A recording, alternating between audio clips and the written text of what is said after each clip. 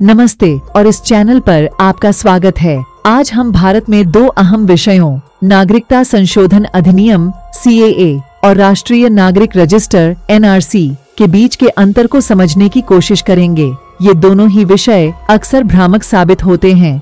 तो चलिए सबसे पहले जानते हैं कि नागरिकता संशोधन अधिनियम यानी CAA क्या है। CAA को 2019 में पारित किया गया था। ये कानून पाकिस्तान, अफगानिस्तान और बांग्लादेश से आए 6 अल्पसंख्यक धर्मों हिंदू, सिख, बौद्ध, जैन, ईसाई और पारसी के लोगों को भारत की नागरिकता देने का रास्ता साफ करता है।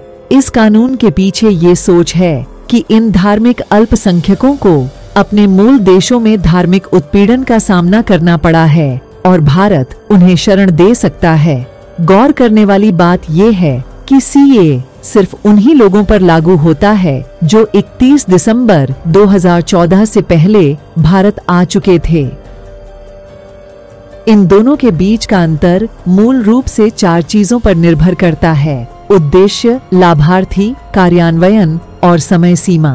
पहला अंतर उद्देश्य में है। CAA का मकसद धार्मिक उत्पीड़न का सामना करने वाले अल्पसंख्यकों को नागरिकता देना है, जबकि NRC का उद्देश्य अवैध प्रवासियों की पहचान करना है।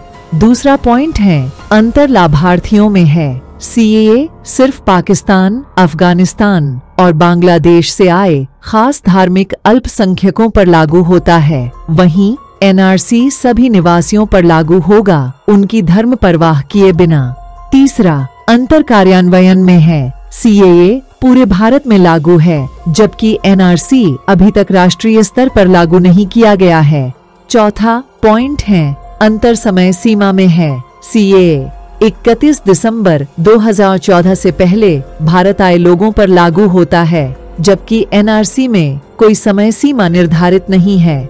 यह निश्चित रूप से सच है कि मार्च 2024 तक राष्ट्रीय नागरिक रजिस्टर NRC को पूरे भारत में लागू नहीं किया गया है। NRC केवल असम राज्य में लागू किया गया है, जहां इसे 2014 में शुरू किया गया था। 2019 में NRC की अंतिम सूची प्रकाशित हुई थी, जिसमें 19 लाख से अधिक लोगों को नागरिकता से वंचित कर दिया गया था।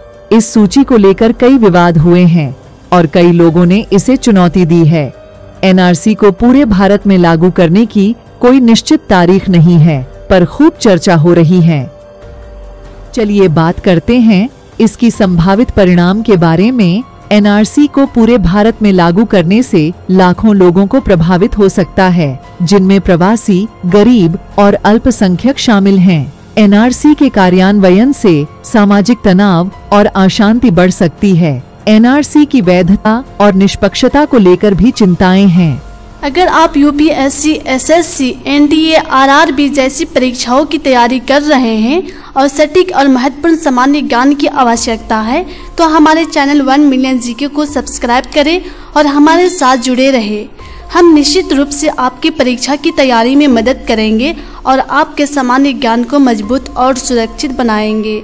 धन्यवाद और जय हिंद।